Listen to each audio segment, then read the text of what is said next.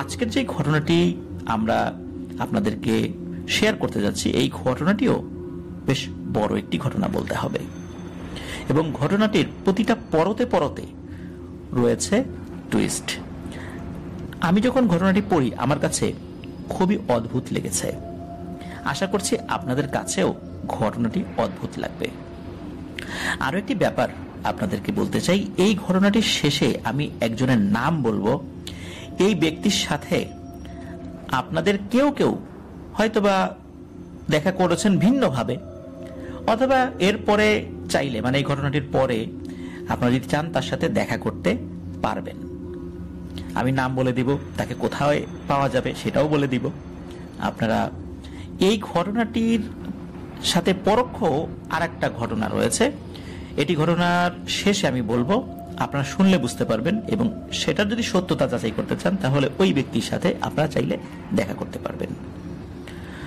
তো ঘটনাটি বলার আগে একটি কথা, যে কথাগুলো বারবার বলতে হয় সেটা আবারও বলছি, যে আমাদের চ্যানেলে যারা নতুন রয়েছেন, যারা এখনো সাবস্ক্রাইব করেননি, তারা দ্রুত সাবস্ক্রাইব করে ফেলবেন প্লিজ। আর আফনান দ্য হরর ওয়ার্ল্ড নামে আমাদের ফেসবুক পেজ এবং গ্রুপ রয়েছে, এই দুটো লিঙ্ক আমরা আমাদের ভিডিও ডেসক্রিপশনে দিয়ে রেখেছি। সেখানে গিয়ে আপনারা আমাদের পরিবারের সদস্য হয়ে আমাদের পেজে আপনারা আপনাদের মূল্যবান কমেন্ট করতে পারেন, আপনারা আপনাদের মূল্যবান মতামতগুলো দিয়ে। আর আমাদের যে গ্রুপ রয়েছে, ফেসবুক গ্রুপ, সেখানে গিয়ে আপনারা আপনাদের মূল্যবান মতামতগুলো পোস্ট বা কমেন্ট যেটা খুশি সেটাই করতে পারেন। আর আপনারা যারা ঘটনা পাঠাতে চান তারা লিখে অথবা রেকর্ড করে যে কোনো ভাবে ঘটনা পাঠাতে পারবেন afnandahorrorworld@gmail.com এই ইমেল অ্যাড্রেসে। শুধু ইমেল অ্যাড্রেসের মাধ্যমে আমরা ঘটনা নিতে পারছি, অন্য কোনো ভাবে ঘটনা নিতে পারছি না। ইমেল অ্যাড্রেসের স্পেলিংটা হচ্ছে afnanthorrorworld afnandahorrorworld@gmail.com। এটার স্পেলিংও আমরা আমাদের ভিডিও ডেসক্রিপশনে দিয়ে রেখেছি। প্রিয় লিসেনার্স, আমাদের ভিডিও ডেসক্রিপশনে আরেকটি ইউটিউব চ্যানেলের লিংক আমরা দিয়ে রেখেছি আফনানস বি নামে। এটি মূলত আমার একটা নিজস্ব চ্যানেল, যেখানে আমার বিভিন্ন ব্লগিং, তারপর ট্রাভেলিং রিলেটেড বিভিন্ন ভিডিও, তারপর এডুকেশনাল বিভিন্ন ভিডিওগুলো, তাছাড়া দেখা যাচ্ছে যে আন্তর্জাতিক বিভিন্ন টপিকগুলো, এগুলো নিয়ে আমি বিভিন্ন সময় ছোট ছোট কিছু কন্টেন্ট তৈরি করে থাকি। এটা অনেক আগে থেকে আমি করতাম, মাঝখানে বেশ কিছুদিন বিভিন্ন ব্যস্ততা আমি করতে পারিনি, আবার নতুন করে করার চেষ্টা করছি। আপনারা আমার এই চ্যানেলও সাবস্ক্রাইব করে রাখতে পারেন, ওখানে যে ভিডিওগুলো দিব আশা করছি ভিডিওগুলো আপনাদেরও ভালো লাগবে। তবে এটি হরর রিলেটেড কোনো ভিডিও হবে না, স্বাভাবিকভাবেই এটি ভিন্নধর্মী মানে বিভিন্ন ভিডিও থাকবে। আশা করছি সেগুলো আপনাদের কাছে ভালো লাগবে। প্রিয় লিসেনার্স, চলুন কথা না বাড়িয়ে আজকে আমাদের সেই ঘটনাতে চলে যাই, যেই ঘটনাটি আশা করছি প্রতিটা মুহূর্তে আপনাদের মনোযোগ ধরে রাখতে ইনশাল্লাহ সক্ষম হবে। এই ঘটনাটি আমাদেরকে পাঠিয়েছেন আসিফ হোসেন ভাই। উনি বর্তমানে নটরডেম কলেজ ময়মনসিংহের HSC 2024 ব্যাচের একজন শিক্ষার্থী। ওনার বাড়ি গাজীপুরের মাওনা এলাকায়। 94 নম্বর এপিসোডে ওনার পাঠানো একটি ঘটনা, যেটি শিরোনাম ছিল খাপুরার আগমনে, এটি আমরা প্রকাশ করেছিলাম। আর যেই ঘটনাটি উনি পাঠিয়েছেন, এখন যে ঘটনাটি আর কি শেয়ার করতে যাচ্ছি, এই ঘটনাটির আকস্মিকতা এবং ভয়াবহতা যে কোনো সাহসী ব্যক্তিরই ক্ষণিকের হৃদয় স্পন্দন একটু হলেই নাড়িয়ে দেবে। এটি মূলত একটি ব্যতিক্রম ধর্মী ঘটনা, আর এই টাইপের ঘটনা খুব কম মানুষের সাথেই ঘটে। ঘটনাটি উনি কিভাবে পেলেন? গত বছর ওনার এক খালাতো ভাইয়ের সুন্নতে খাতনার অনুষ্ঠানে যোগদান করতে পরিবার সহ মুন্সিগঞ্জের বিক্রমপুর নামক স্থানে যান। আমরা জানি মুন্সিগঞ্জ জেলা কিন্তু আলুর জন্য বিখ্যাত। তো অনুষ্ঠান যেদিন ছিল তার আগের দিন বিকালবেলা ওনারা যারা ছিলেন ওই বাড়িতে, সমবয়সী বিশেষ করে যারা, এই সমবয়সী ছেলেরা মিলে একটু হাঁটতে বের হয়েছিলেন। আর ওনাদের সাথে স্থানীয় দুজন দুঃসম্পর্কের আত্মীয় সাজিদ ও রামিম ছিল। এটা কিন্তু তাদের আসল নাম, ওটা ছদ্মনাম না। তো এই সাজিদ ও রামিম উভয়ই সমবয়সী আর কি, মানে এই যে আসিফ হুসাইন সহ আরো যারা আছেন আর কি তাদের সমবয়সী। এই দুটো ছেলের কাছে কিন্তু এলাকার সব তথ্য থাকতো। তারা তো এলাকা টোটো করে ঘুরে বেড়াতো, সব ধরনের তথ্য ওদের কাছে থাকতো। সময়টা আলুর সিজন ছিল, তাই চারদিক জুড়ে শুধু নতুন জন্মানো আলু গাছে ভরা। ওনারা কয়েকজন মূলত আলু ক্ষেতের পাশ দিয়েই হাঁটছিলেন। হাঁটতে হাঁটতে হঠাৎ করে একটা জায়গা ওনারা দেখেন, একটা ক্ষেত আর কি, ওই জায়গাটা একদম খালি পড়ে আছে। ওই জায়গাটি বাঁশ জাতীয় কিছু জিনিস দিয়ে চারদিক থেকে ঘিরে রাখা হয়েছে। দেখেই বোঝা যাচ্ছে জায়গাটা একদমই খালি, এমনকি সেখানে ঘাসপালাও মানে ঘাস টাস যেগুলো আছে এগুলো জন্মায়নি। ব্যাপারটি স্বাভাবিকভাবেই অস্বাভাবিক মনে লাগাটাই মানে এটা মনে হওয়াটাই স্বাভাবিক, এই কারণে যে চারদিকে এত আলুর ক্ষেত, এই জায়গাটায় কি এমন হলো যে মালিক এখানে কোনো কিছু চাষ করেন নাই বা আলু বোনেন নাই। এই বিষয়ে ওই সাজিদ নামক যে ছেলেটা, এই ছেলেটাকে এই আসিফ হুসাইন জিজ্ঞেস করেন যে কি ব্যাপার, এই জমিটা এরকম পড়ে আছে যে, মানে বিষয়টা একদম স্বাভাবিক চিন্তা থেকে জিজ্ঞেস করেছেন, যে কারো তো এই প্রশ্নটা মনে আসতেই পারে। তো সাজিদ এবং রামিম এই প্রশ্নটা শুনে একটু চমকে ওঠেন। তো সাজিদ একটা কথা বলে, রামিম একটা কথা বলে, মানে দুইজনের কথার মিল নাই, এবং ওরা বিষয়টা বারবার এড়িয়ে যেতে চায় এবং ওই জায়গাটা ছেড়ে চলে যেতে চাচ্ছিল। তো এই আসিফ হুসাইনের কাছে বিষয়টা একটু খটকা লাগে, মনে হলো না এই বিষয়টা একটু জানার দরকার। মনে করেছেন হয়তো বা এই বিষয়টা এই কারণে ঘটেছে, জমি জমা নিয়ে ঝামেলা থাকে না, মামলা মোকদ্দমা এই ধরনের বিষয় থাকে, তো এমন কোনো কিছু। কিন্তু উনি বুঝতে পারেন যে এই মামলা মোকদ্দমার বিষয় এটা না, এটা অন্য আর একটা ব্যাপার। বেশি জোরাজোরি করতে হয় নাই সাজিদ এবং রামিমকে এই বিষয়টা জানার জন্য। তো সাজিদ এবং রামিম ওরা তো আসলে খুব বেশি বয়স না, একটু এলোমেলো তথ্য দিয়েছিল। তবে এই আসিফ হুসাইন উনি এই তথ্যটা আরো ভালোভাবে সংগ্রহ করেছিলেন। কিভাবে সংগ্রহ করেছিলেন আমরা ঘটনার শেষ দিকে বুঝতে পারবো ইনশাল্লাহ। তো এই ঘটনার সময়কাল 70 থেকে 80 বছর আগে এমনটা হবে আর কি, তো অনেক আগের আসলে। আর ঘটনায় বেশ কিছু নাম, ছদ্মনাম ব্যবহার করা হয়েছে। এর পেছনে কারণও রয়েছে, পুরো ঘটনা শুনলে আপনারা বুঝতে পারবেন। তো ঘটনাটি মূলত ওই মুন্সিগঞ্জের বিক্রমপুরেরই একটি গ্রামে ঘটেছিল। সঙ্গত কারণে ওই গ্রামের নামটি বলা যাচ্ছে না, আমরা ছদ্মনামও ইউজ করব না, কারণ গ্রামের নাম ছদ্মনাম কিভাবে ইউজ করব, তাই না? তো এই জন্য গ্রামের নামটি আমরা বলছি না। আজকে যেমন দেখা যায় ওই দিকটাতে আধুনিকতার ছোঁয়া লেগেছে, কিন্তু 70-80 বছর আগে এগুলো তো কল্পনাও করা যেত না। তো ওই এলাকায় আগে বসবাস করত রাজীব সর্দার আর তার পরিবার। রাজীব সর্দাররা মূলত গ্রামের মোড়ল শ্রেণীর লোক ছিলেন, আর এই রাজীব সর্দারের বাড়ির প্রত্যেকটা সদস্যই ছিলেন ধার্মিক এবং আল্লাহ ভীরু। রাজীব সর্দারদের বংশ ছিল বেশ বড়, তাদের বংশের নামই ছিল সর্দার বংশ, এবং তৎকালীন গ্রামের 2/3 লোকই ছিলেন এই রাজীব সর্দারদের আত্মীয় গোছের। রাজীব সর্দাররা ছিলেন মূলত 13 ভাই বোন, 8 ভাই এবং 5 বোন।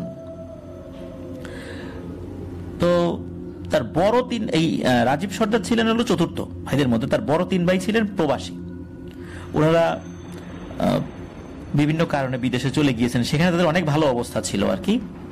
তৎকালীন সময় এরকম বিমানে ওভাবে যাওয়াটা অনেক টাফ ছিল, ওনারা জাহাজে করে গিয়েছিলেন। বেশ ভালো ভালো দেশে ওই সময় তারা ছিলেন আর কি, এরকমটাই জানা যায় তাদের সম্পর্কে। আর গ্রামের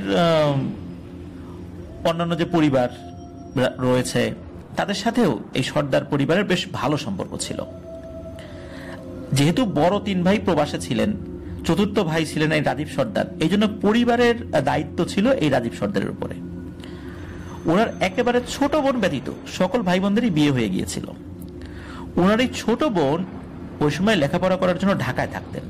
তৎকালীন মেয়েদের শিক্ষার প্রসার তো আজকের মতো ছিল না, তবে সর্দার পরিবারের যে ব্যাপারটা ছিল তারা অত্যন্ত সম্ভ্রান্ত এবং শিক্ষিত হওয়ার কারণে তাদের বাড়ির এই ছোট বোনটিকেও লেখাপড়া করার জন্য ঢাকাতে তাদের এক আত্মীয়র বাড়িতে পাঠিয়েছিলেন। রাজীব সর্দারের ছোট বোনের নাম ছিল সাইমা সর্দার। এবং ঘটনাটির সূত্রপাত হয় এই সাইমা সর্দারকে কেন্দ্র করে। ম্যাট্রিক পরীক্ষা শেষ করে সাইমা তার গ্রামের বাড়িতে ফেরত আসেন।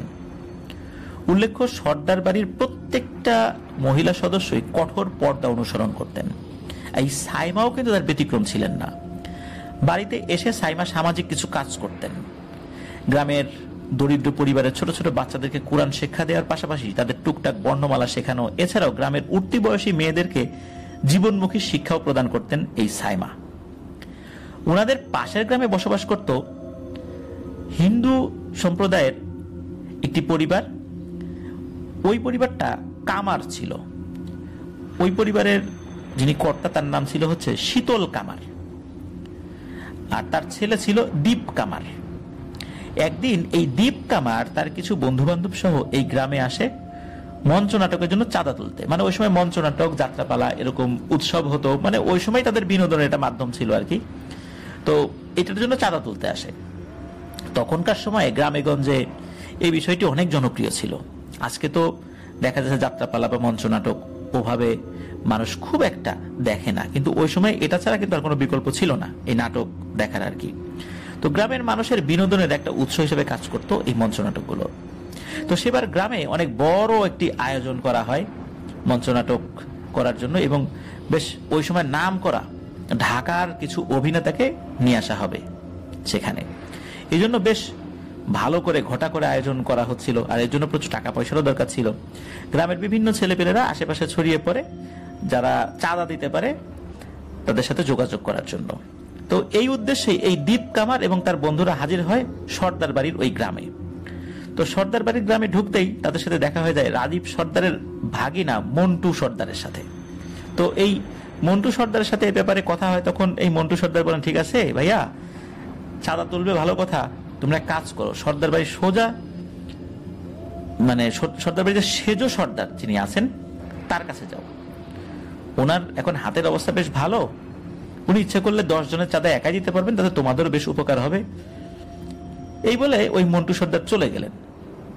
এই মন্টু সর্দারের কথা মতো এই যে দীপ কামার এবং তার বন্ধুরা সর্দার বাড়ির উদ্দেশ্যে যেতে লাগলেন। তো সর্দার বাড়ির সামনে যেতেই তাদের সাথে দেখা হয় এই রাজীব সর্দারের ছোট ভাই মজিদ সর্দারের সাথে।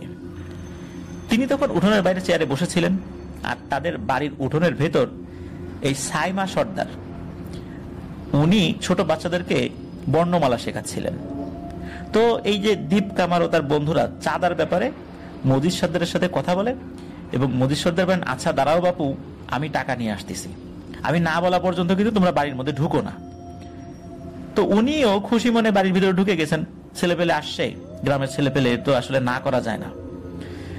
তো বারবার বলে দেয়, তোমরা কিন্তু এখানেই থেকো, অন্যদিকে যেও না। এই বলে মজিদ সর্দার উঠোন পেরিয়ে বাড়িতে ঢুকলেন। সর্দার বাড়ির উঠোনের এক পাশেই ছিল বাহারি রঙের ফুলের বাগান। খুবই চমৎকার একটা বাগান ছিল ওই সময়, এটাই শোনা যায়।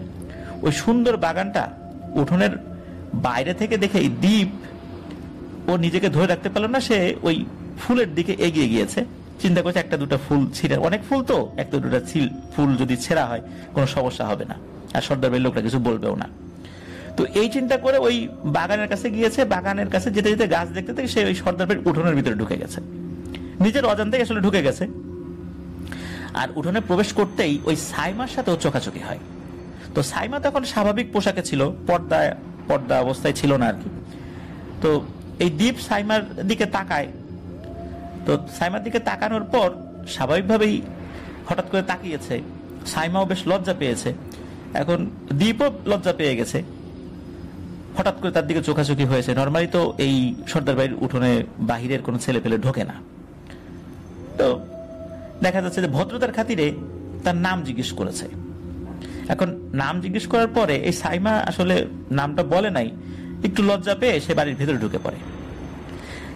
এইটা আবার দেখে ফেলেছে বাড়ির ভেতর থেকে রাজীব সর্দার, মানে ওই পরিবারের কর্তা।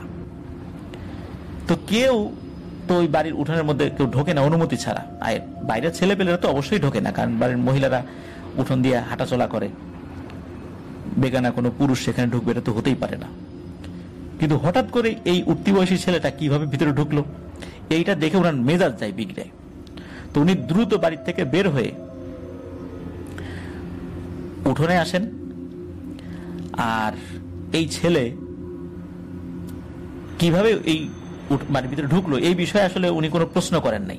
ওরা যে কি কাজে আসছে, কিভাবে এখানে আসলো, মানে ওনার মাথাটা এত গরম হয়ে গিয়েছিল যে এটা যে প্রশ্ন করবেন এই সেন্সটা ছিল না। রাগে উনি নিজেকে সামলাতে পারলেন না, কোনো কিছু না ভেবেই পাশ থেকে একটা তাল গাছের সোবরা, মানে তাল গাছের একটা ডাল সদৃশ একটা জিনিস নিয়ে অনবরত পেটাতে লাগলেন এই দীপ কামারকে।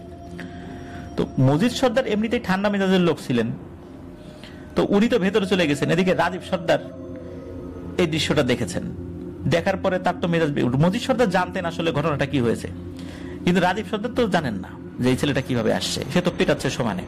মজিদ সর্দার টাকা নিয়ে যখন বাইরে বের হয়েছে, দেখে যে তার ভাই এই ছেলেটাকে মারছে, এমন ভাবে এই সময়ের মধ্যে পিটিয়েছিল, একদম রক্তাক্ত করে ফেলেছিল এই দীপ কামারকে। তো মজিদ সর্দার এটাকে থামান, বলে ভাই কি করো, ও তো আসছিল আমার কাছেই টাকা নেওয়ার জন্য। তখন মজিদ সর্দারের এই কথা শোনার পর রাজীব সর্দার চিন্তা করেন যে ও তাহলে তো এই ব্যাপার, ও তো আসছিল আমার ভাইয়ের কাছেই। তো উনি বিষয়টা আসলে একটু নিজের কাছে খারাপ লাগে, হ্যাঁ এটা করলামটা কি, ভালো করে তো বুঝতে পারলাম না, আমরা মনে করেছিলাম যে ও হয়তো বা ইচ্ছা করে ঢুকে গেছে বাড়ির ভিতরে। তো যদিও বা মজিদ সর্দার বলেছিল ছেলেটা তো আসলে ভিতরে আসতে আমি নিষেধ করেছিলাম, ও কেন আসলো বুঝতে পারলাম না, একটা ঘটনা তো ঘটে গেছে। আর এই যে রাজীব সর্দার ক্ষিপ্ত হয়ে ওকে পেটাচ্ছে, এই দীপ কামারের যে বন্ধুরা বাইরে দাঁড়িয়েছিল ওরা তো এসে ঠেকাবে বা ওরা বলবে, মানে এটাও সাহস পাচ্ছে না ওরা এই অবস্থা দেখে ওই দীপ কামারকে রেখে যে যেদিকে মানে পেরেছে দৌড়ে পালিয়েছে। তো বেশ খানিকক্ষণ পর এই বন্ধুরা আবার ফেরত এসেছে, আসার পর এই দীপকে নিয়ে তারা আবার ফেরত যায়, এবং বন্ধুরা বলে যে আসলে দীপ তো বুঝতে পারে নাই, ও এই বাগান দেখতে দেখতে ফুল দেখতে দেখতে উঠোনের ভিতরে ঢুকে পড়েছিল। তো এটা বলে এবং রাজীব সর্দারের কাছে ক্ষমা চায়। রাজীব সর্দার আসলে লজ্জিত হন যে কি করে ফেললাম রাগের মাথায় এমন একটা কাজ, এটা তো আসলে উচিত হয় না। উনি সর্দার গোছের একজন মানুষ, গ্রামের সকলে তাকে সম্মান করে, আজ পর্যন্ত কাউকে উনি গায়ে হাত তোলেন নাই, সবাই তাকে সম্মানের কারণেই ভয় পায়, এমন একটা ঘটনা ঘটিয়ে ফেললেন উনি। যাই হোক, উনি নিজের ভুলটা বুঝতে পারেন যে এইভাবে তো পেটানো হয়নি। এরপর ওনার ভাই এই যে মজিদ সর্দারকে সাথে নিয়ে উনি খোঁজ খবর নিতে নিতে এই দীপ কামারের যে বাড়িটা যেখানে ওইদিকে গিয়েছেন, মানে ওই পাড়ায় গিয়েছেন। সেখানে গিয়ে জানতে পারেন যে দীপ কামারের অবস্থা নাকি খুবই খারাপ, আর এই দীপ কামারের বাবা শীতল কামার উনি নাকি এই রাজীব সর্দারের উপর খুবই ক্ষেপে আছেন, এবং ক্ষেপে থাকাটাই স্বাভাবিক। তো রাজীব সর্দার আবারও দীপ কামারের বাড়িতে যান, মানে দীপদের বাড়িতে যান।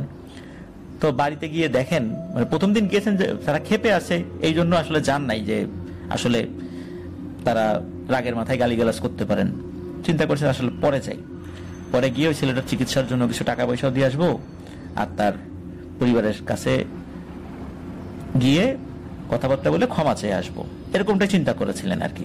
তো ওনারা 2 দিন পরে আবার গিয়েছেন, দেখেন ওই শীতল কামার মানে দীপ কামারের বাবা আর কি, তো উনি পরিবার সহ চলে গেছেন বাড়িতে তালা ঝুলিয়ে। আশেপাশের লোকদেরকে জিজ্ঞেস করলে আশেপাশের লোকজন জানায় যে গত পরশু ভোর রাত্রে হঠাৎ নাকি দীপের প্রচন্ড কাশি হয় এবং সাথে রক্ত বমি করতে করতে এই দীপ কামার মারা যায়। একথা শুনে রাজীব সর্দার নিজেও ভীষণ অবাক হয়েছেন, কারণ অতটা মারেন নাই যাতে দীপের অবস্থা এমন হতে পারে। তবে স্থানীয় লোকটা জানায় দীপের নাকি ছোটবেলা থেকে বিভিন্ন ধরনের অসুখ ছিল, বিভিন্ন অসুখে সে ভুগত, বিভিন্ন কবিরাজি ওষুধ সে খেত। এই মার খাওয়ার পর তার শরীরটা সায় দেয় না, এমনিতে সে দুর্বল। আর এই যে শীতল কামার, ওনারা যে কোথায় চলে গেছেন লোকজন কেউ কিছু বলতে পারেন না। এরপর মন খারাপ করে রাজীব সর্দার মজিদ সর্দার বাড়িতে ফেরত আসেন। তো ঘটনার আকস্মিকতায় তিনি একদম হতভম্ব হয়ে গিয়েছিলেন। তিনি চিন্তা করছেন মেরে ফেলার উদ্দেশ্যতেও আসলে উনি এভাবে পেটান নাই। উনি কিছুটা বদমেজাজি ছিলেন, কিন্তু মিশুক প্রকৃতি ছিলেন। বদমেজাজি এই অর্থে যে অনেক সময় আমরা রেগে যাই, স্বাভাবিকভাবে রেগে যাই, উনি ওই রকমই ছিলেন আর কি। হঠাৎ করে ওনার দ্বারা এই ধরনের ঘটনা ঘটেছে, উনি লজ্জায় আসলে মানে মরে যাচ্ছিলেন এমন একটা অবস্থা। এরপর থেকে ওনার মধ্যে যেই ধরনের কর্কশ ভাবটা ছিল উনি সেটাকেও একদম রিমুভ করে ফেলেন কয়েকদিনের মধ্যেই, যে না আমি কখনো কারোর সাথে উদ্ধত ভয়েসে কোনো কথা বলবো না।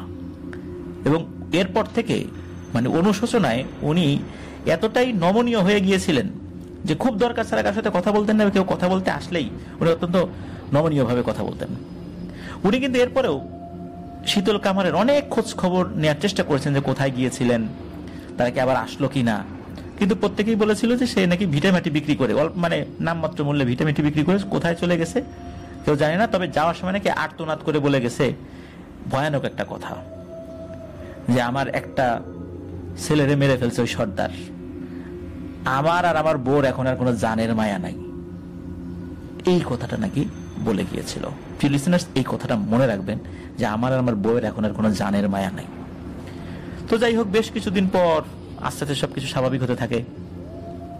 এই রাজীব সর্দারও ওই ছেলেটার মৃত্যুর দায়ের অনুশোচনা আস্তে আস্তে কাটিয়ে উঠতে লাগলেন, কিন্তু ওনার আচরণে যে পরিবর্তন এনেছিলেন ওইটা উনি অব্যাহত রেখেছিলেন। মূলত এই ঘটনার কিছুদিন পর থেকে শুরু হতে থাকে বেশ কিছু হাড় হিম করা ঘটনা, যেটা শুরু হয়েছিল সর্দার বাড়ির জামাল সর্দারের 9 বছর বয়সী মেয়ে শান্তার সাথে। একদিন এই শান্তা তার বান্ধবীদের সাথে তাদের বাড়ির পেছনের তাল গাছের পাশে লুকোচুরি খেলছিল।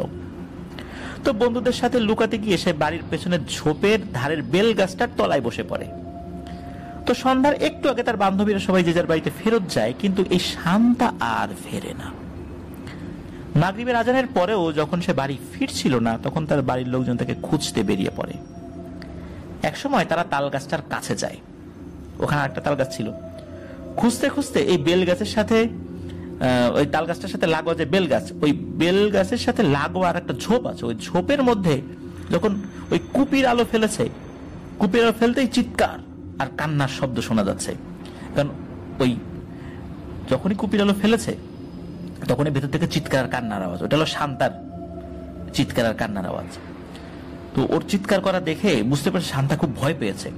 তখন ওই ঝোপের বাইরে থেকে ওরা শান্তাকে সান্ত্বনা দেয় যে মা তুমি বের হয়ে আসো, ভয়ের কিছু নাই, এই তো আমি, এই আমরা, এইভাবে বলে ওকে আস্তে আস্তে ওখান থেকে বের করে নিয়ে এসেছে। তো দেখা যায় ওর সারা শরীরে অজস্র কাটা ছেঁড়ার দাগ স্পষ্ট হয়ে আছে, আর ওর বাঁ হাতে ছিল 2 আঙ্গুলের হালকা এক আঁচড়ের চিহ্ন। শান্তা কিন্তু মারাত্মক ঘাবড়েছিল এবং ভয় পেয়েছিল। ওকে একটু স্বাভাবিক করার পর ওকে জিজ্ঞেস করে যে কি হয়েছিল আসলে, তুমি এর ভিতরে ঢুকলা কেন? তখন সে এক ভয়ঙ্কর ব্যাপার জানায়। সে বলে সে লুকোতে গিয়ে এই বেল গাছের তলায় চুপটি করে বসেছিল। সে চিন্তা করেছিল যে তার বন্ধুরা তাকে খুঁজে বের করবে। তো অনেকক্ষণ হয়ে যায়, তাকে আর কেউ পাচ্ছে না। তো ও মজা করে বসে আছে, তাকে খুঁজে পাচ্ছে না, এখান থেকে বের হলেই তোকে খুঁজে পেয়ে যাবে, লুকোচুরি খেলার যেই নিয়ম আর কি। তো ও চুপটি করে বসে আছে। আসলে ওইদিকে কি হয়েছে, ওকে খুঁজতে খুঁজতে না পেয়ে তার বন্ধুরা মনে করেছে যে ও বাড়িতে চলে গেছে, এই জন্য তারা চলে যায়। সন্ধ্যা ঘনিয়ে আসছে, এমন সময় নাকি হঠাৎ ওই পাশের ঝোপ থেকে কেউ তাকে বিড়ালের মতো কণ্ঠে ডেকে ওঠে, এই শান্তা এদিকে আয়। তো ঝোপের মধ্যে থেকে এই রকমের একটা আওয়াজ যখনই এসেছে, সে তো চমকে উঠেছে যে কে আমাকে এইভাবে ডাকলো অদ্ভুত কণ্ঠে। তখন শান্তা যখন এদিকে তাকিয়েছে, সে দেখে 4 কি 5 বছর বয়সী একটা টেকো, মানে মাথার টাক, একটা বাচ্চা আকৃতির কিছু একটা তাকে ওই ঝোপের মধ্যে থেকে হাত দিয়ে ইশারা করে ডাকছে যে এই শান্তা এদিকে আয়। তো ওই ছেলেটার সমস্ত শরীর নাকি ছিল ধবধবে সাদা, পরনে একটা ছোট্ট হাফ প্যান্টের মতো ছিল। সে তার এক হাত বাড়িয়ে শান্তাকে ঝোপের দিকে ডাকছিল। তো শান্তা বাচ্চাটার হাতের দিকে তাকাতে লক্ষ্য করে তার হাতে কেবল 2টো আঙ্গুল, এবং আঙ্গুল দুটি অস্বাভাবিক রকমের লম্বা। এটা দেখে ভয়ের চোটে শান্তা ওখানে দাঁড়িয়ে যায়। তখন মাগরিবের আজান দেয়, এবং আজান দেওয়ার সাথে সাথে আকৃতিটি হাওয়ায় মিলিয়ে যায়। এটা দেখে শান্তা ক্ষণিকের জন্য স্তব্ধ হয়ে যায়। এরপরে কি হয়েছে শান্তা বলতে পারে না। পরে এই যে শান্তার বাড়ির লোকজন যখন ওই কুপির আলো নিয়ে ওইদিকে গিয়েছে এবং দেখেছে, তখন শান্তার হুঁশ ফেরত আসে। তখন শান্তা কান্নাকাটি শুরু করে, চিৎকার শুরু করে। তো এই কথা শোনার পর শান্তার মা তো ভীষণ ভয় পায় এবং মেয়েকে বুকে জড়িয়ে ধরে, ছোট্ট একটা মেয়ে আদরের। তো বাড়ির লোকজন বলতে থাকে, আরে ও হয়তো শিয়াল কুকুর দেখে ভয় পাইছে অন্ধকারে। ওই রাতে এই পাশের মসজিদের ইমাম সাহেব এসে শান্তাকে ঝাড়ফুঁক করে দিয়ে যান। তো এই ঘটনার ঠিক 3 দিন পর সর্দার বাড়ির আরেক সদস্য, তার নাম হচ্ছে সাইফুল সর্দার, এই সাইফুল গরুর গাড়িতে করে মন্ডা মিঠাই নিয়ে বাড়ি ফেরত আসছিল। তো সর্দার বাড়ির ছোট বোন সাইমা ম্যাট্রিক পরীক্ষায় ভালো ফলাফল করায় গ্রামবাসী একটা আবদার ছিল এই রাজীব সর্দারের কাছে যে সাইমা তো পরীক্ষায় ভালো করেছে, আমরা তো খুব খুশি, ও বাচ্চাদেরকে লেখাপড়া করাচ্ছে গ্রামে এসে, তো যে ভালো ফলাফল করলো আমাদের মিষ্টি কই। তো প্রত্যেকটা গ্রামবাসীকেই মিষ্টি খাওয়াবেন এই নিয়ত করেছিলেন রাজীব সর্দার। ওই চিন্তা করেই এই সাইফুল সর্দারকে উনি পাঠিয়েছিলেন যে মিষ্টি নিয়ে আসো, অনেক মিষ্টি হবে তো এই জন্য গরুর গাড়িতে করে নিয়ে আসতে হবে। তো ওইভাবেই মন্ডা মিঠাই আনা হচ্ছিল আর কি। তো সন্ধ্যার খানিক আগে সাইফুল মিষ্টি নিয়ে রওনা দিয়েছিল। তো গরুর গাড়িতে সে একাই ছিল, মানে সে নিজেই গরুর গাড়ি চালাচ্ছিল আর কি। চলতে চলতে হঠাৎ তার চোখ পড়ে পুকুরের কিনারার তেঁতুল গাছের দিকটায়। সাইফুল দেখতে পায় তেঁতুল গাছের সরু ডালে দুটো বাচ্চা আকৃতির কিছু একটা দেখা যাচ্ছে। তো এত সরু ডালে সাধারণত কোনো পাখিও বসতে পারবে না, সেই জায়গায় দুটো বাচ্চা বসে আছে। এটা দেখে সে ভীষণ ভয় পায়। বাড়ি এসে সবাইকে এই ব্যাপারটা জানায়। তবে সাইফুল মজা করছে ভেবে বাড়ির লোকজন একথা শুনে তেমন একটা কর্ণপাত করে না। ঠিক এর পরদিন রাতে ঘটে এক মর্মান্তিক ঘটনা। রাত আনুমানিক 1টা কি 2টো হবে, মানে 12টার পর এতটুকু বলা যায়। তো রাজীব সর্দারের স্ত্রী কোনো একটা কারণে দরজা খুলে বাইরে চলে যেতে থাকে। উল্লেখ্য উনি তখন গর্ভবতী ছিলেন। তো স্ত্রীকে এত রাতে বের হতে দেখে রাজীব সর্দার ওনার স্ত্রীকে জিজ্ঞেস করেন, এই এত রাতে যাও কই? ওনার স্ত্রী কোনো কথার উত্তর না দিয়ে বের হয়ে যেতে লাগলেন। রাতটা ছিল পূর্ণিমার রাত। বাড়ি থেকে বের হয়ে রাজীব সর্দার স্ত্রী বাড়ির পেছনের বেল গাছের ঝোপের ধারে গিয়ে 2 হাত সামনের দিকে প্রসারিত করে বিড়বিড় করে কিছু বলছিলেন। দূর থেকে রাজীব সর্দার ওনার স্ত্রী এই গতিবিধি ফলো করছিলেন। উনি মনে করছেন হয়তো বা ওয়াশরুমে যাচ্ছে।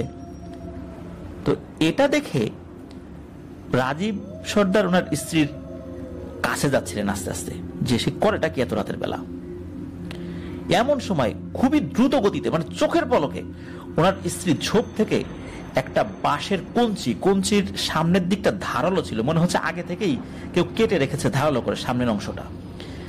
উনি সমস্ত শরীর, মানে শরীরের সমস্ত শক্তি দিয়ে ওই কঞ্চিটা নিজের পেটের মধ্যে ঢুকিয়ে দেন, মানে নিজের পেটে নিজেই কঞ্চিটা ঢুকিয়ে দেন। এবং যন্ত্রণায় যে উনি কাতরাবেন তা না, অট্ট হাসি দিতে দিতে উনি জ্ঞান হারান। হতবিহ্বল অবস্থায় রাজীব ওনার স্ত্রীর কাছে গিয়ে ওনাকে দ্রুত ঘরে নিয়ে আসেন। প্রচন্ড রক্ত বের হচ্ছে পেট থেকে। এমত অবস্থায় ওই রাত্রি বৈদ্য ডেকে আনা হলো। বৈদ্য এসে বললেন যে অতিরিক্ত রক্তপাতের কারণে পেটের বাচ্চা সহ ওনার স্ত্রী মারা গেছেন। ঘটনার আকস্মিকতায় বাড়ির সকলে তো হতবাক, একই সাথে শোকাহত যে হলোটা কি, হঠাৎ করে এমন একটা ঘটনা ঘটলো। ওনার স্ত্রী তো দিব্যি স্বাভাবিক ছিলেন, কোনো ঝগড়াঝাটি নাই যে আত্মহত্যা করবে। আর উনি ওনার অনাগত বাচ্চা নিয়েও খুব আনন্দিত ছিলেন এবং পেটের বাচ্চারও যেন খুব ভালো যত্ন হয় এটা নিয়েও কিন্তু উনি নিজের প্রতিও খুব যত্ন নিতেন। আর রাজীব সর্দার ওনার স্ত্রীর দিকে খুব খেয়াল রাখতেন। এরকম একটা ঘটনা ঘটে গেল, এটা কারো জন্যই আসলে কাঙ্ক্ষিত ছিল না, ছিল অনাকাঙ্ক্ষিত। রাজীব সর্দার ওনার স্ত্রীর এই মৃত্যুটা নিজের চোখে দেখার পর উনি বুঝতে পারলেন যে এই পরিবারের উপর অশুভ কিছুর ছায়া পড়েছে। কেনই বা ওনার স্ত্রী মাঝরাতে বাড়ির পিছনে গিয়ে নিজের পেটে আঘাত করতে যাবেন, এই বিষয়টা তো কারোরই বোধগম্য হলো না। স্ত্রীর মৃত্যুর রেশ কাটিয়ে কিছুদিন পর 2 গ্রাম পরের এক বড় মাপের কবিরাজকে ডেকে নিয়ে আসা হলো ওনাদের বাড়িতে। কবিরাজকে ওনারা শুরু থেকে ঘটা সব ঘটনা বিস্তারিত বলতে লাগলেন। সব শুনে কবিরাজ ওনাদের বাড়ির একটা বন্ধ কক্ষে প্রবেশ করলেন এবং সবাইকে কক্ষ থেকে বের হয়ে যেতে বললেন। আর ভেতর থেকে উনি দরজা আটকেও দিলেন। কিছুক্ষণ পর সেই কবিরাজ ঘর থেকে বেরিয়ে আসলেন এবং তাদের জানালেন এই বাড়িতে নাকি জিন ঘটিত কোনো সমস্যাই নেই। তিনি যেই সমস্ত দোয়া দুরুদ জানতেন যাতে করে টুকিটাকি সমস্যার সমাধান করা যায়, তো সেই অনুযায়ী উনি কিছু আমল করেন। উনি বলেন এই গ্রামের আশেপাশেও যদি কোনো বদ জিন থেকে থাকতো, তবে উনি যে আমল করেছেন এই ঘরে ঢুকে, তাহলে ওই বদ জিন এখানে এসে ধরা দিতে বাধ্য হতো।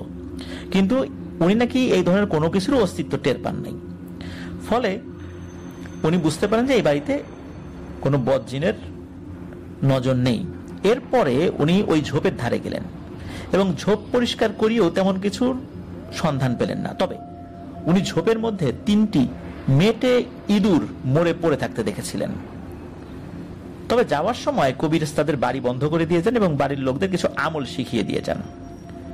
এরপর অবশ্য মাসখানেক কোনো ধরনের সমস্যা হয়নি।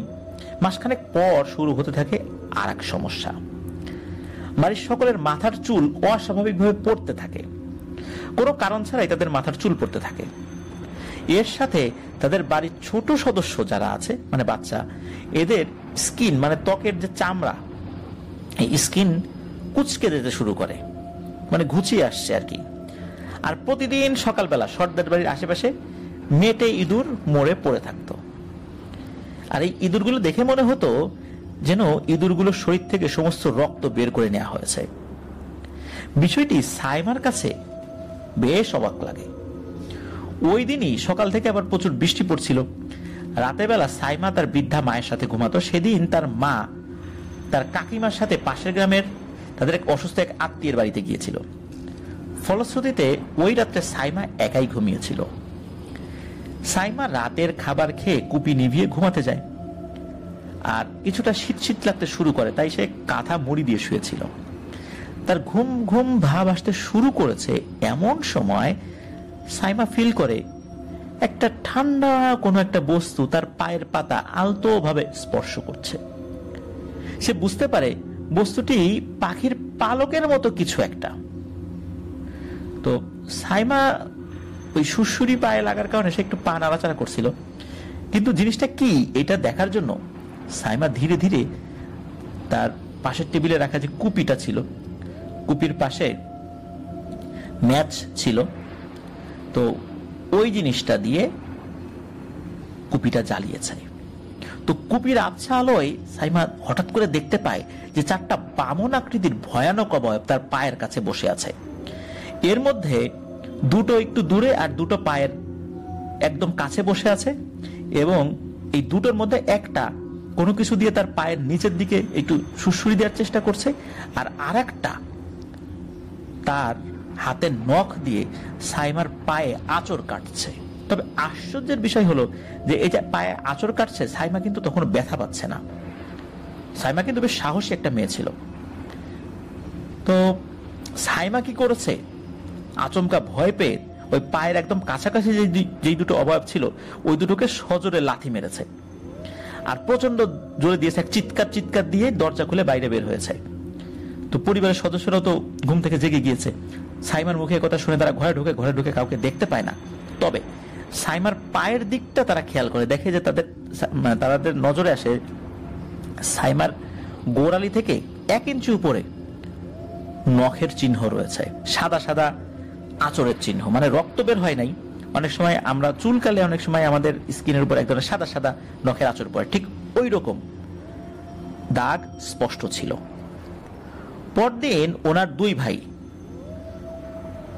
তারা আসামে রওনা দেন, যে আসামে একজন ভালো বুজুর্গ আছেন, তো ওই বুজুর্গের কাছে যাবেন। তো ওনারা রওনা দেন। শোনা যায় উনি ওনার লাইফে অনেক ধরনের ভয়ানক জিন রিলেটেড সমস্যার সমাধান করেছেন। মূলত ওই বুজুর্গ ব্যক্তির নাম ঠিকানা জানতেন, যেহেতু ওনারাও ধার্মিক মানুষ ছিলেন। তো ওনারা রওনা দেন। ওনার নাম ছিল সাইদ হুসাইন, আবারও বলছি ওনার নাম ছিল সাইদ হুসাইন, ওই বুজুর্গ ব্যক্তির নাম।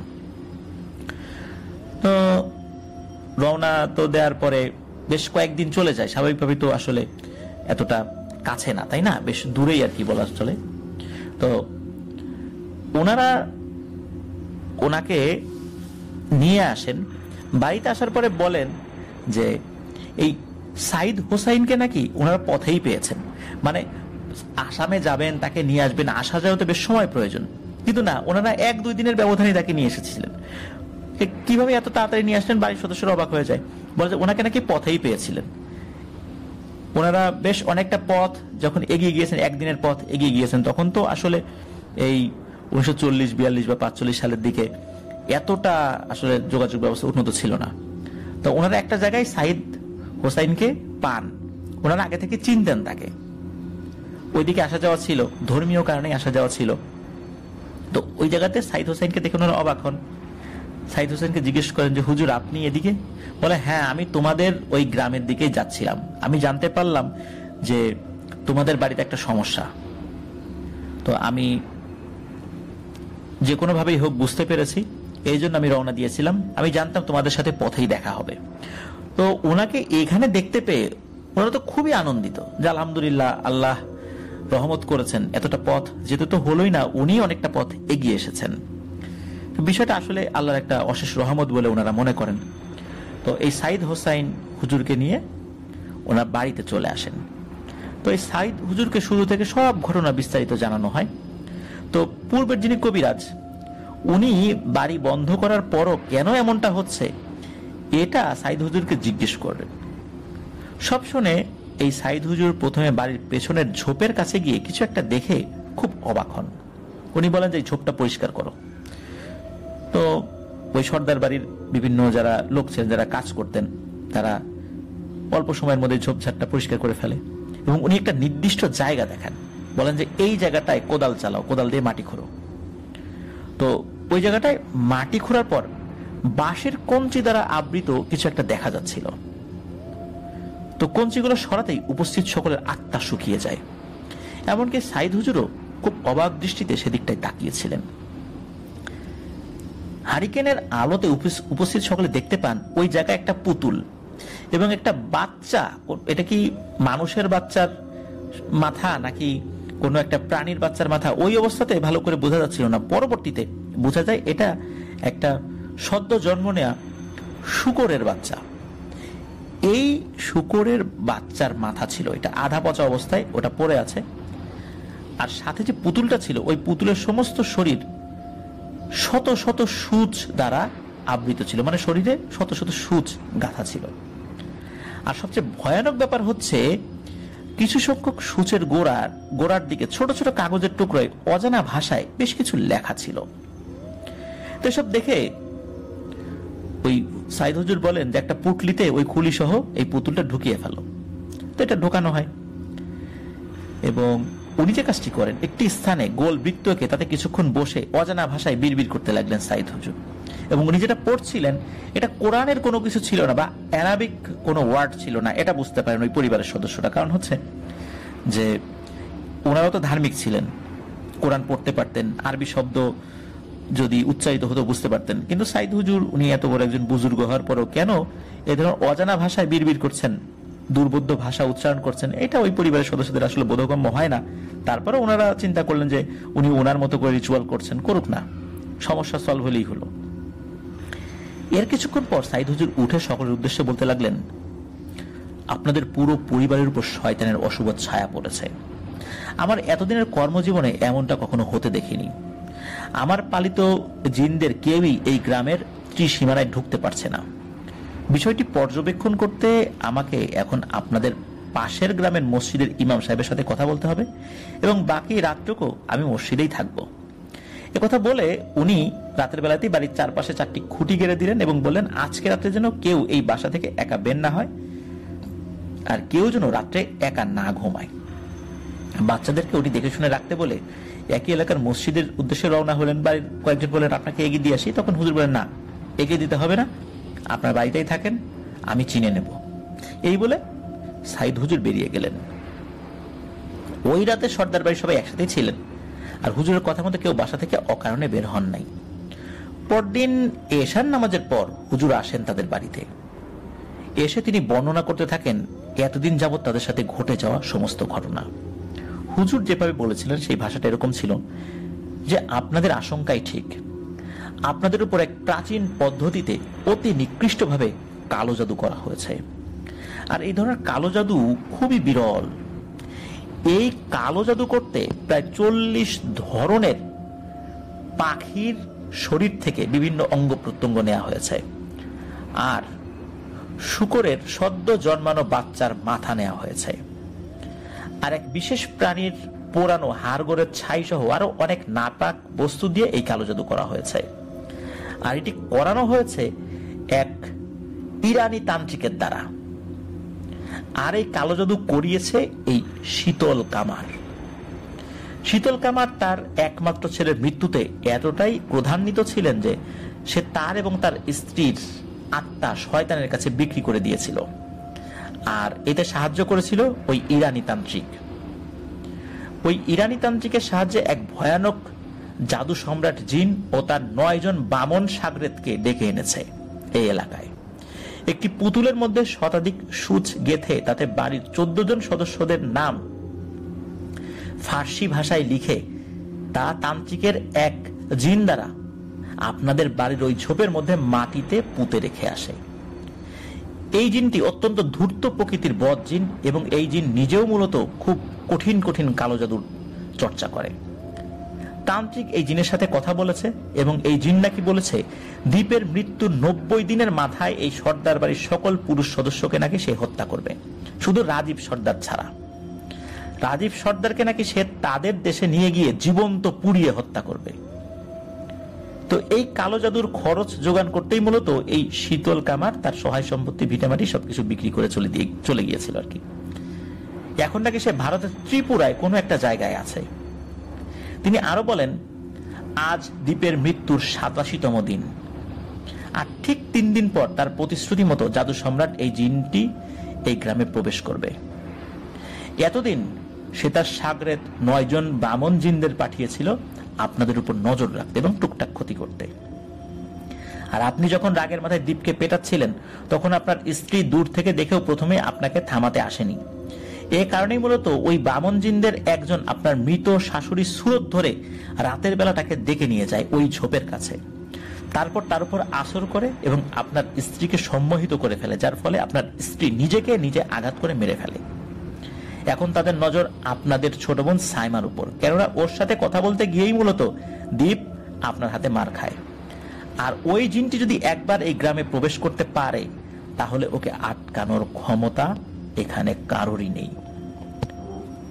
হুজুরের মুখ থেকে এইসব কথা শুনে রাজীব সর্দারের মাথায় যেন আকাশ ভেঙে পড়ে। তার ভুলের জন্য আস্থার পরিবারের উপর এমন মহাবিপদ নেমে এসেছে, এ কথা বলে তো উনি তো অজর ধারায় কান্না করতে লাগলেন। হুজুর রাজীব সর্দারকে শান্ত হতে বললেন এবং বললেন যে এই দ্বীপ কামার অনেক আগে থেকে দুরারোগ্য ব্যাধিতে আক্রান্ত ছিল, পূর্ব থেকেই শরীর দুর্বল থাকায় সামান্য মার তার সহ্য হয়নি শরীরে, এই কারণেই সে মারা গেছে। এখন এই অভিশাপ থেকে মুক্তির কি উপায় হুজুর? এই কথা যখন হুজুরকে জিজ্ঞেস করেছেন তখন হুজুর কিছুক্ষণ মাথা নিচু করে থাকেন, পরবর্তীতে নরম কণ্ঠে বলে ওঠেন, ঘটনার সূত্রপাত যখন ঘটেছে তখন যদি কিছু করা যেত তবে এই জিনটিকে গ্রামে প্রবেশ করা থেকে আটকানো যেত। এতদিন এসে আশেপাশে সকল বদ জিনদেরকে একত্র করে এক বিশাল সৈন্যবাহিনী তৈরি করেছে। এই গ্রামের সীমানা পেরোলেই এখন ওই জিনেরা আপনাদের বাড়ির লোকদের বিরাট ক্ষতি করবে। তাই এখন আমাদের কারোর হাতেই কিছু করার নেই সর্দার সাহেব। এখন এই জাদু ঠেকানোর সামর্থ্য আমাদের ধরা ছোঁয়ার বাহিরে। আমি কিছুক্ষণ আগে এই গ্রামটিকে চারদিক থেকে বন্ধ করে দিয়েছি, আপাতত তারা আপনাদের কোনো ক্ষতি করতে পারবে না। তবে এখন কিছুদিন আর আপনারা কেউ বাসার থেকে বাইরে বের হবেন না, আর এই ব্যাপারে ওই ইমাম সাহেবের সাথেও আপাতত কথা বলার দরকার নেই। কোন ইমাম সাহেব? যেই ইমাম সাহেবের সাথে উনি রাতের বেলা কথা বলবেন বলে ওনার বাড়ি থেকে বেরিয়েছিলেন, সেই ইমাম সাহেব। তো এই কথা এই সাইদ হুজুর ওনাদেরকে বলেন। তবে একথাও বলেন যে 90তম দিনে এই জিন যদি কাউকে কিছু নাও করে তবে রাজীব সর্দারকে নাকি এই জিন তাদের দেশে নিয়ে জীবন্ত আগুনে পুড়িয়ে মারবেই, এটা বলে যান। একথা বলে হুজুর কিছুক্ষণ চুপ থেকে তাদের থেকে বিদায় নেন, বলেন যে আমি আমার দেশে ফেরত যাই, আমার আর কিছু করণীয় নাই। একথা বলে উনি ওখান থেকে রওনা দেন। ওনাকে কিছু পথ খরচ দেওয়ার কথা বললেও উনি সেটা নেন নাই। যাই হোক, উনি তো রওনা দিয়ে চলে যান। উনি আসলে কোনো সমস্যার সমাধান করতে পারলেন না, বরং ভয়ানক কিছু ব্যাপার ওনাদেরকে শুনিয়ে গেলেন। এতে করে পরিবারের সদস্য আরো ভেঙে পড়েন। তো রাজীব সর্দার সহ পরিবারের সদস্যদের মাথায় আকাশ ভেঙে পড়ে। সকলে তো দুশ্চিন্তায় দিশেহারা হয়ে যায়। বাড়ির কারো ঘুম নেই, খাওয়া দাওয়া নেই, সবাই পুরো দস্তুর আল্লাহকে স্মরণ করতে থাকেন। একথা গ্রামে জানাজানি হয়। সর্দার বাড়ি গ্রামটা যেন নীরবতায় থমকে যায়। আর দ্বীপের মৃত্যুর 90তম দিনে এই নীরবতার অন্তিম অধ্যায়ের সূত্রপাত ঘটে। 90তম দিনে সারাদিন তেমন কোনো সমস্যা হয় না। তবে রাতে এশার নামাজের পর বাইরে থেকে কারো ডাকাডাকির শব্দে এই রাজীব সর্দার দুই ভাই বাইরে বেরিয়ে আসেন। তারা দেখতে পান তাদের মসজিদে যে ইমাম সাহেব তাদের উঠোনে দাঁড়িয়ে আছেন।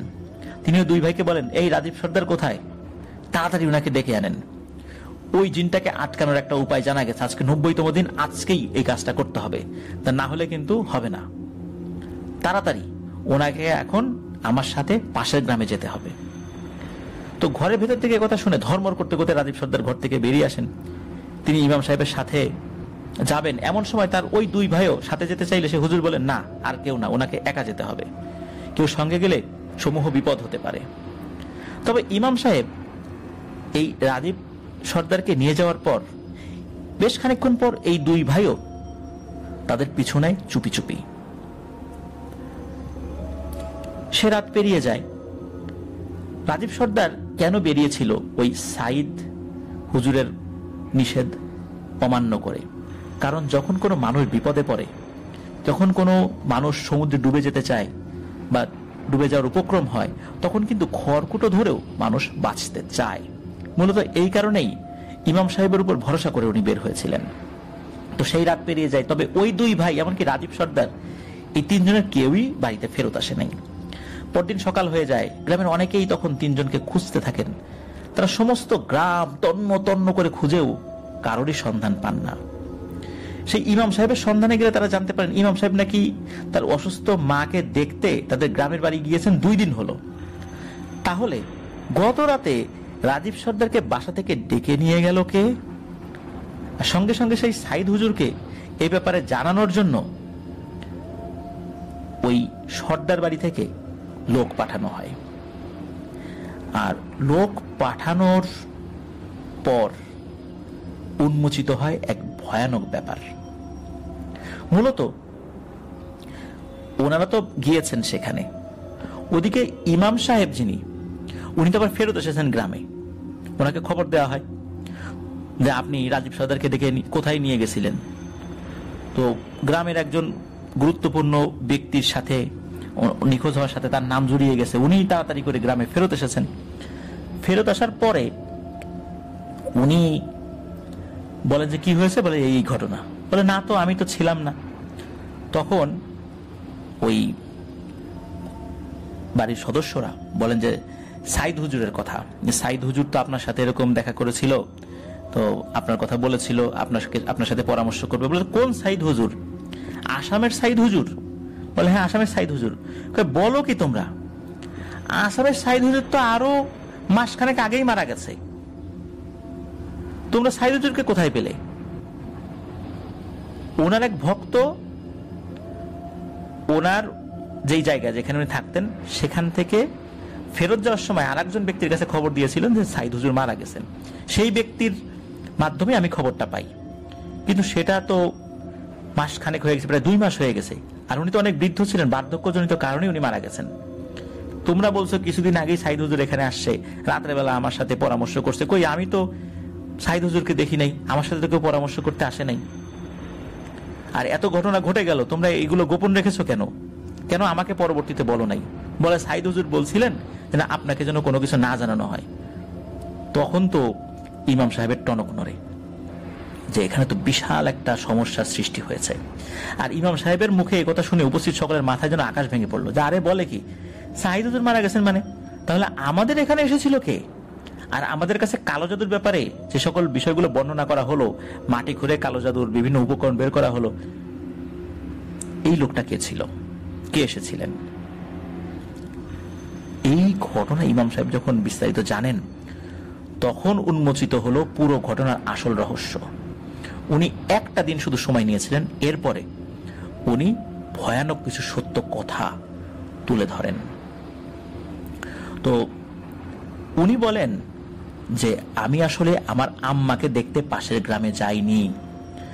আমি মূলত গিয়েছিলাম পাশের গ্রামের পুরনো আম গাছের বাগানের গাছের চূড়ায় থাকা আমার ওস্তাদ জিন হুজুরের কাছে। উনি অত্যন্ত পরহেজগার একজন জিন। আমি বিভিন্ন সময় তার কাছে দোয়া নিতে যাই, বিভিন্ন ধরনের সমস্যার বিষয়ে তাকে বলি। তো উনি আমাকে বিভিন্ন সময় পরামর্শ দেন, কিন্তু এই বিষয়টা আমি এতদিন কাউকে বলিনি। আর আমি আমার আম্মার অসুস্থতার খবরে যে আমি গিয়েছিলাম, এটা সত্য আমার আম্মা অসুস্থ, কিন্তু আমি গ্রামে যাইনি। এই আম বাগানেরই এমন একটা জায়গায় আমি অদৃশ্য ছিলাম, যেটা বাইরে থেকে কেউ বোঝার কোনো সুযোগ নেই, বুঝতে পারবে না, অথচ ওদিক দিয়ে অনেক মানুষই যায়। তা আমি ওই জিন হুজুরের কাছ থেকে এই বিষয়ে, সর্দার বাড়ির সমস্যার বিষয়ে আমি জিজ্ঞাসা করি। মূলত আমি যেদিন প্রথম যাই এই বাড়িতে, কেন আমি কোনো জিনের অস্তিত্ব পাচ্ছিলাম না, আশেপাশের এলাকায় কোনো বদ জিন নাই, এর পিছনে কারণ কি, বিষয়টা আমার সন্দেহ লাগে, কিন্তু আমি বুঝতে পারি নাই যে বিষয়টা কি। কিন্তু একে একে ওই বাড়িতে বিভিন্ন সমস্যা যখন সৃষ্টি হয়, তখন মূলত আমি আমার ওস্তাদ জিন হুজুরের কাছে গিয়েছি। ওনার কাছে গিয়ে আমি আপনাদের ব্যাপারে বলি, আর উনি এই ব্যাপারে তার শিষ্য জিনদের কাছ থেকে বিস্তারিত খবর নেন এবং এই বিষয়টি সম্পূর্ণ আমার কাছে ব্যাখ্যা করেন।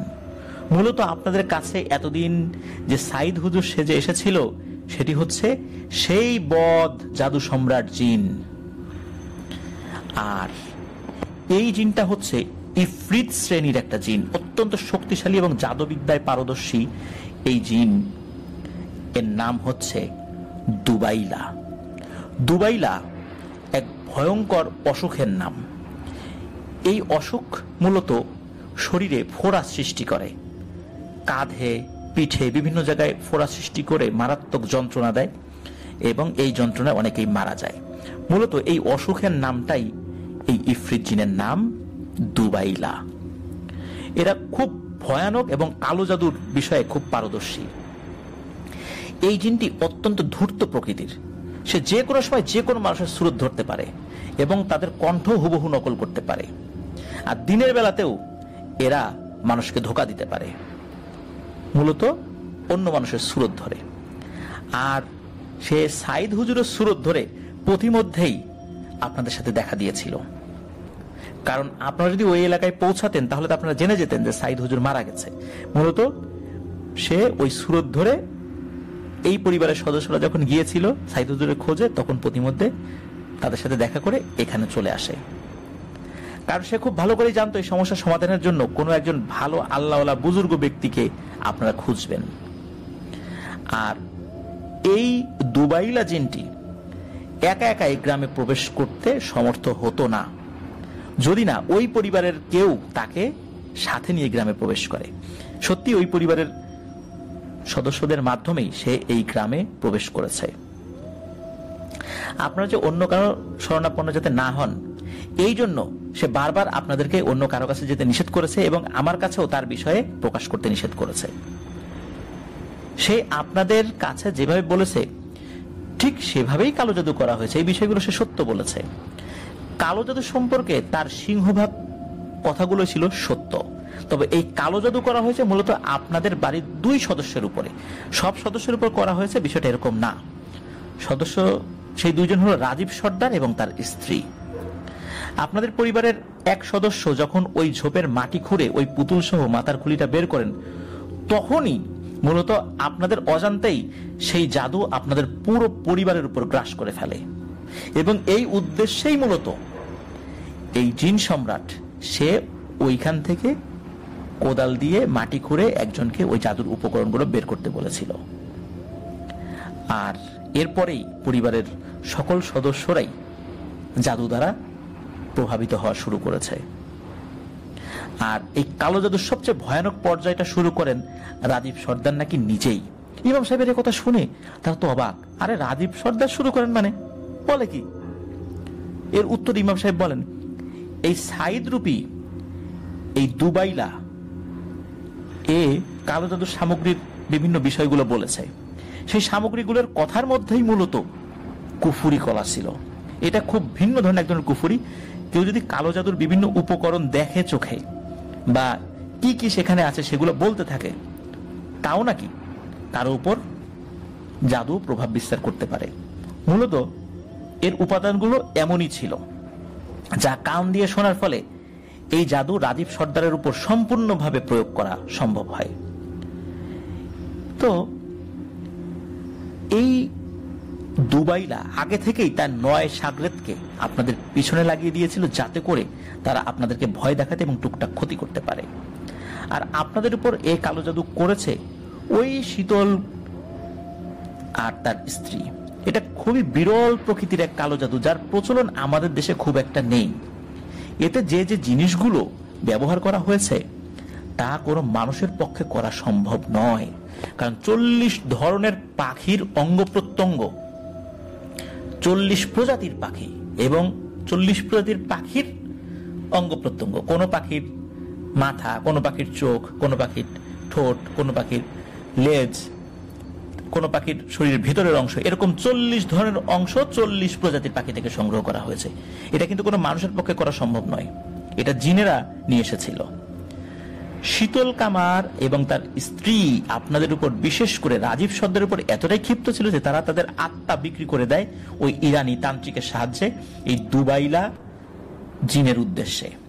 মানে এই দুবাইলা জিন যখন তখন এই শীতল কামার এবং তার স্ত্রীকে মেরে ফেলতে পারে, মানে তাদের আত্মা, তাদের জীবনটা তাদের ওই দুবাইলার হাতে দিয়ে দেয়। এবং এই শর্তেই মূলত ওই ইরানি তান্ত্রিক আপনাদের উপর ওই দুবাইলাকে চালান করে দিয়েছে। আর এখন এই কালো জাদু আপনাদের পরিবারের উপর বিস্তার করে ফেলেছে, যা মূলত এই দুবাইলা নিজে এসেই সাইদ হুজুরের ছদ্মবেশে করে দিয়ে গেছে। এসব বলতে বলতে ইমাম সাহেব থমকে গেলেন। ওনাকে থেমে যেতে দেখে উপস্থিত একজন করে বলেন, আর কি ইমাম সাহেব, আর কি, আরো কিছু বলেন।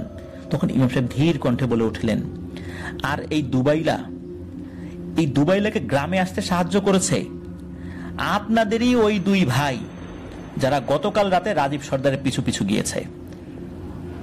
হুজুরের মুখে এই কথা শুনে ওই 2 ভাইয়ের স্ত্রী ইমাম সাহেবের উপর চেঁচামেচি শুরু করেন, তাকে গালিগালাজ করতে লাগলেন। এটা দেখে বাড়ির অন্য সদস্য তাদেরকে ঘরে নিয়ে গেলেন। তারপর ইমাম সাহেব বলতে লাগলেন, আপনাদের ওই 2 ভাই রাজীব সর্দারের পিঠাপিঠি হওয়ায় ছোটবেলা থেকেই ওনাকে হিংসা করতেন। তারপর যখন আপনাদের বাবা রাজীব সর্দারকে গ্রামের মোড়ল ঘোষণা করলেন এবং বেশি সম্পত্তি ওনার নামে লিখে দিলেন, তখন তারা আরো ক্ষিপ্ত হয়।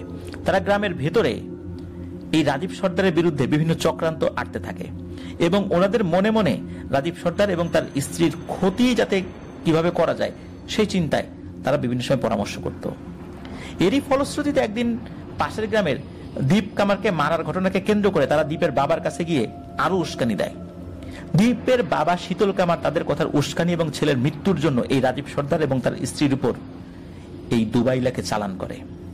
নিজ স্বার্থ হাসিলের আনন্দ উদযাপনের জন্যই হয়তো আপনাদের 2 ভাই গতকাল রাতে রাজীব সর্দার আমার সুরত ধরে আসা সেই দুবাইলার সঙ্গে পিছু পিছু যায়। ওরা কিন্তু সাথে যায় নাই, অনেক দূরে ছিল, যাতে করে ওরা দেখতে পারে রাজীব সর্দারের কি পরিণতি হয়, ওকে কিভাবে জিনদের দেশে নিয়ে যায়। ওরা জানতো যে কি হতে পারে, এরপরও সাহস করে ওরা গিয়েছিল। কিন্তু ধূর্ত এই দুবাইলা সুযোগ পেয়ে প্রথমেই এই 2 ভাইকে হত্যা করে নিজের শক্তি বৃদ্ধি করে। আর ওই 2 ভাইয়ের লাশ এই গ্রামেরই বড় দিঘির কাদায় পুঁতে রেখেছে ওই জিন। আর কথা অনুযায়ী রাজীব সর্দারকে তাদের দেশে নিয়ে গেছে, কিন্তু ওখানে নিয়ে যাওয়ার পর তার সাথে কি করেছে এই বিষয়টি জানা যায়নি। এই বলে ইমাম সাহেব থেমে গেলেন। ইমাম সাহেবের কথা মতো বেশ কিছু লোক ওই বড় দিঘির হাঁটু সমান কাদা পানিতে ডুবন্ত অবস্থায় সত্যি ওই 2 ভাইয়ের লাশ উদ্ধার করে। তবে রাজীব সর্দারের খোঁজ আর পাওয়া যায়নি। এমনকি ইমাম সাহেব তার ওস্তাদ জিন হুজুর, সেই জিন হুজুরের কাছে বলেন যে রাজীব সর্দারের কোনো খোঁজ নিতে, অন্তত কি হয়েছে তার সাথে সেই বিষয়টি জানাতে। কিন্তু ওই জিন হুজুরও এই বিষয়ে কিছু বলতে পারেননি। তবে এতটুকু বলেছেন যে তাকে ওই দুবাইলা ওদের দেশে নিয়ে গেছে, কিন্তু ওখান থেকে কোনো তথ্য সংগ্রহ করা কঠিন, কারণ ওরা এতটা নোংরা শ্রেণীর জিন, এতটা কালো জাদু করা জিন, ওখানে কোনো ভালো জিন প্রবেশ করতে পারে না। চতুর্দিকে জাদুর বন্ধনী দেয়া, ওখানে যাওয়ার সাথে সাথে ভালো জিনেরা আটকে যাবে। শুধু ভালো জিন না, খারাপ জিনেরাও আটকে যাবে। খারাপ জিনেরা আটকে যাওয়ার পর ওদেরকে ছাড়িয়ে নেয় অন্য জিনেরাই। ছাড়িয়ে নেওয়ার পর ওদেরকে জিজ্ঞাসাবাদ করে কেন এখানে এসেছে। যদি তাদেরকে উত্তর দিয়ে খুশি করতে পারে তাহলে ছেড়ে দেয়, বা যেই কাজে এসেছে সেই কাজটা করতে দেয়। আর যদি খুশি করতে না পারে তাহলে জিনদেরকে হত্যা করে। এই জন্যই মূলত কেউ ওই এলাকায় যেতে পারে না। আর রাজীব সর্দারকে কি করা হয়েছে এই জন্য এই সমস্ত কারণে কোনো তথ্য নেওয়া সম্ভব হয়নি। তো যাই হোক, একথা শোনার পর স্বজন হারানোর বেদনা, গ্লানি উপস্থিত সদস্যদের হৃদয়ে আঘাত হানে। অঝরে অনেকে কান্নাকাটি করতে থাকে। এসব দেখে ইমাম সাহেব তখনকার মতো সকলকে সান্ত্বনা দিয়ে ওখান থেকে চলে যায়। তবে সেদিন মাগরিবের নামাজের পর পুনরায় সর্দার বাড়ির সদস্যদের সাথে উনি দেখা করতে আসেন। তিনি গোপনে সাইমাকে ডেকে নিয়ে বলেন, এখনো একটা কাজ বাকি। ওই বদজিন এখনো কিন্তু তোমাদের পিছু ছাড়েনি। আমার ওস্তাদ জিন হুজুরের সাথে ওই বদজিনের 2 বামন শাগরেদের কথা হয় এবং তোমাদেরকে ওই ঝোপের যে জমিটুকু যেটা আছে, যেখানে কালো জাদু করার জন্য বিভিন্ন জিনিস গেড়ে রাখা হয়েছিল, ওই জিনেরা ওইখানে থাকার জন্য সময় চেয়েছে এবং সতর্ক করে বলেছে কেউ যেন সামনের 40 দিন ওই জায়গাটাতে না আসে। এই জিনেরা 40 দিন পর এই জায়গা ছেড়ে চলে যাবে। তবে এই কালো জাদুর রেশ তোমাদের 3 প্রজন্ম অবধি ভোগ করতে হবে, যার ফলে তোমাদের পরবর্তী 2 প্রজন্মের ছেলে সন্তানদের মাথায় চুল উঠবে খুবই কম এবং বেশ কিছু শারীরিক সমস্যা থাকবে। আর তোমরা যদি এই গ্রামে থাকো তাহলে পরবর্তীতে তোমাদের আরো বড় ধরনের ক্ষতি হতেও পারে। তাই ভালো হয় তোমরা যদি এই গ্রাম ছেড়ে অন্যত্র চলে যাও। পরবর্তীতে তারা তাদের সকল জায়গা জমি সহায় সম্পত্তি বিক্রি করে দেন। তবে যাওয়ার সময় ওই জিনদের কথা মতো ঝোপের ধারের প্রায় 1 ছটাক জমি তারা বিক্রি না করে তাতে বেড়া দিয়ে যান এবং এলাকাবাসীদেরকে বলে যান যে এই জায়গায় যেন কেউ হাত না দেয়, এটা একটা অভিশপ্ত জায়গা এবং এই জায়গাটা তারা যেন রক্ষণাবেক্ষণ করে এবং ওখানে যেন কোনো কিছু লাগানো না হয় এবং ঝোপ জঙ্গল হলে সেটা যেন পরিষ্কার করে রাখা হয়। তারা পরিবার সহ ঢাকায় চলে যান। ঢাকায় তারা এখন কোথায় আছেন, কিভাবে আছেন, এটা ঠিক জানা যায়নি। ওই যে বেড়া দেয়া স্থানটি মূলত সেই ক্ষেত, যেই ক্ষেত এই আসিফ হুসাইন ভাই দেখেছিলেন। এই ঘটনায় যেই ইমাম সাহেবের কথা বলা হয়েছে তার নাতির নাম হচ্ছে আক্কাস মুন্সি দাদু। এইটা ওনার আসল নাম এবং নামটা প্রচারযোগ্য, এই জন্য আমরা বললাম। এই আক্কাস মুন্সি দাদুই মূলত এলাকার সবাইকে এই ঘটনা বিস্তারিত বলেছেন। এত পুঙ্খানুপুঙ্খ বিবরণ ওনার মাধ্যমেই সকলে জানতে পেরেছে আর ওনাদের মাধ্যম দিয়ে মূলত এই ঘটনার বিষয় বিস্তারিত সর্দার পরিবার এবং অন্যান্যরাও জানতে সক্ষম হন। এই ঘটনা অনেকেই নাকি জানেন বলে আসিফ হোসেন ভাই আমাদেরকে জানিয়েছেন। এই আক্কাস মুন্সি দাদু উনি এখন বেঁচে নেই। উনি আজ থেকে 6-7 মাস আগে ইন্তেকাল করেছেন। ইন্না লিল্লাহি ওয়া ইন্না ইলাইহি রাজিউন। তো প্রিয় লিসেনার্স, ঘটনাটি খুবই অন্যরকম ঘটনা। কালো জাদু মানুষকে কোথায় নিয়ে যায়, তাই না? আরেকটি ব্যাপার, আমি ঘটনার শুরুতে বলেছিলাম আমি এমন একজন ব্যক্তির নাম বলবো যেই ব্যক্তিকে আপনারা কেউ কেউ দেখেছেন। আমি এখন সেই ব্যক্তির পরিচয় বলতে চাই। 1 বছর আগে আমি এবং আমাদের মডারেটর সৌমিত্র রয় আমরা চাংখারপুল একটা কাজে গিয়েছিলাম। আমার একটা কাজ ছিল। তো চাংখারপুলে একটা জায়গায় দাঁড়িয়ে আছি, হঠাৎ করে বেশ স্বাস্থ্যবান একজন হুজুর গোছের মানুষ আমাদের দিকে এগিয়ে আসেন এবং আমার সাথে হাত মিলান এবং পরিচিত হন। ওনার নাম হচ্ছে হাবিব। ঢাকার বিখ্যাত মামুন বিরিয়ানির অন্যতম কর্ণধার তিনি। আপনারা অনেকেই মামুন বিরিয়ানি আপনারা খেয়েছেন, আমি নিজেও অনেকবার খেয়েছি। তো উনি ওইখানে আমাদেরকে আপ্যায়ন করেন, যদিও বা ওই সময়ে খাওয়ার মতো অবস্থা আমাদের ছিল না। তারপর লাচ্ছি বা এই টাইপের জিনিস খাওয়ান। উনি একটি বিষয় বলেছিলেন আমাকে এবং সৌমিত্র রায়কে। সেই বিষয়টি হলো উনি কিন্তু 5 ওয়াক্ত নামাজ পড়েন, সকালবেলা সূরা ইয়াসিন পড়েন, মাগরিবের পর সূরা ওয়াকিয়া পড়েন, এশার নামাজের পর সূরা মুলক পড়েন এবং প্রতি ওয়াক্ত নামাজের পর শরীর বন্ধ করার জন্য যে দোয়া দুরুদগুলো আছে সেগুলো উনি পাঠ করেন। হঠাৎ করে একটি ছবি উনি দেখেন মোবাইলের স্ক্রিনে। এই ছবিটি দেখার সাথে সাথে ওনার উপর জিনের প্রভাব সৃষ্টি হয়। এই ছবিটি উনি যখন দেখেছেন হঠাৎ করে এমন প্রভাব ওনার সৃষ্টি হয়েছিল যে উনি মারাত্মক অসুস্থ হয়ে যান, কিন্তু এই অসুস্থতার কারণ উনি ধরতে পারছিলেন না। একটা পর্যায়ে ঢাকার লালবাগ বা আরেকটা মাদ্রাসার নাম বলেছিলেন আর কি, তো সেখানকার একজন ভালো মুফতি সাহেবের সাথে উনি দেখা করেন। হুজুর তাকে দেখা মাত্রই বলে ওঠেন যে আরে হাবিব, তুমি তো জিনগ্রস্ত, জিন দ্বারা প্রভাবিত হয়ে আছো। তা হাবিব ভাই তো অবাক হয়ে যান যে আমি তো এমন কোনো কাজ করি নাই যে জিন আমাকে আসর করবে। তখন সেই হুজুরের ট্রিটমেন্টে আল্লাহর রহমতে উনি দীর্ঘ সময় লেগেছিল সুস্থ হতে, তবে সুস্থ হয়েছেন আলহামদুলিল্লাহ। তো এই যে একটা মোবাইলের স্ক্রিনে একটা জাদুর ছবি দেখেছিলেন মাত্র, একটা নকশা, সেই নকশাটা আমিও দেখেছিলাম। এই নকশাটা দেখার সাথে সাথে উনি জিন দ্বারা প্রভাবিত হয়েছিলেন। আপনারা যদি এই হাবিব ভাইয়ের কাছ থেকে ওনার এই ঘটনাটা শুনতে চান, উনি বর্তমানে মামুন বিরিয়ানির বনশ্রী শাখায় বসেন। উনি বনশ্রী শাখায় আমাদের মডারেটর প্যানেলকেও দাওয়াত করেছিলেন, আমাকেও দাওয়াত করেছিলেন, আমি গিয়েছিলাম সেখানে। অত্যন্ত ভালো একজন মানুষ। আপনারা বনশ্রী শাখায় এই হাবিব ভাইকে দেখতে পাবেন। তো ওনার কাছে যদি এই বিষয়টা বলেন যে ভাই আপনি এরকম একটা ছবি দেখা মাধ্যমে মোবাইল স্ক্রিনে একটা ছবি দেখেছেন, জাস্ট একটা ইমেজ, এটা দেখে এই ধরনের একটা সমস্যা হয়েছিল, তখন আপনারা এই বিষয়টা সত্যতা নিশ্চিত করতে পারবেন। কেন আমি হাবিব ভাইয়ের প্রসঙ্গটা বললাম? দেখুন, এই যে এই দুবাইলা যখন মাটি খুঁড়ে জিনিসটা বের করে, সাথে সাথে কিন্তু ওই পরিবারের সদস্যরাও জাদুগ্রস্ত হয়ে যায়। সুতরাং জাদু উচ্চারণ করলেই যে মানুষ জাদুগ্রস্ত হবে তা নয়। জাদুর উপকরণ যদি কেউ দেখে, হাত দিয়ে ধরে, বিশেষ কোনো প্রোটেকশন ছাড়া বা না বুঝে এই টাইপের কাজ করে, তাহলেও কিন্তু ওই ব্যক্তিও জাদুগ্রস্ত হতে পারেন। এই জন্য আমরা বলি যে বিষ, ধরুন যে একজন একটা জায়গায় বিষ রেখেছে তার ব্যবহারের জন্য, এখন ওই বিষটা থেকে এক ধরনের ব্যাড স্মেল বের হচ্ছে, বিষাক্ত গন্ধ বের হচ্ছে। তো উনি হয়তো মাস্ক পরে আছেন, জানেন যে এই জিনিসটা যদি, এটার গন্ধ যদি আমাদের শরীরে যায়, শরীরের বিভিন্ন ধরনের ক্ষতি হতে পারে।